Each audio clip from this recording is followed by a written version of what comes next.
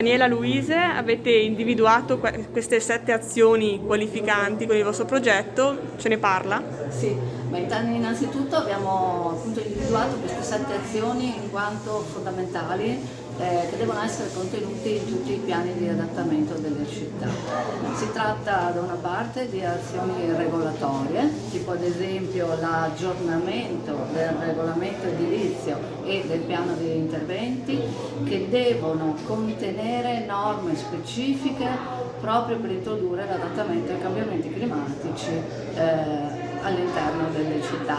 Con questi due il regolamento e il piano degli interventi si gestisce praticamente tutto quello che viene edificato in città e come viene edificato, quindi sicuramente è un'azione fondamentale. La seconda azione è agire per la riduzione del rischio idraulico nel territorio. Questa è un'altra delle azioni fondamentali, sempre attraverso delle azioni regolative. Ad esempio la città di Vicenza ha redatto nell'ambito del progetto delle linee guida per fare questa cosa. La terza azione è la revisione del piano di protezione civile comunale, introducendo il tema del rischio climatico. Perché? Perché il piano di protezione civile agisce sugli impatti successivi, quindi la protezione civile interviene quando c'è un problema. L'adattamento, agire sui rischi, significa anche sapere prima cosa può succedere e quindi essere preparati per agire quando dovesse esserci un evento estremo.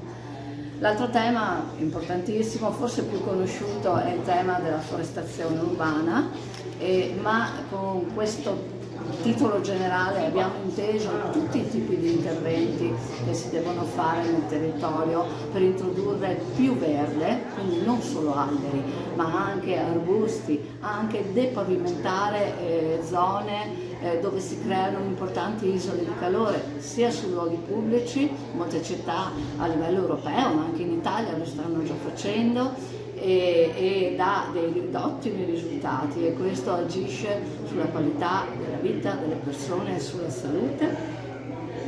L'altro aspetto è l'istituzione dell'ufficio resilienza, l'ufficio che dovrebbe agire a livello trasversale. Anche qui abbiamo imparato tutti da Milano e sappiamo che Milano sta avendo degli ottimi risultati su questo, un ufficio posto sotto la direzione generale o a diretto coordinamento del sindaco, con l'obiettivo di interagire a livello intersettoriale all'interno dell'amministrazione per introdurre in tutte le azioni dell'amministrazione, in qualsiasi progetto, il tema dell'adattamento ai cambiamenti climatici.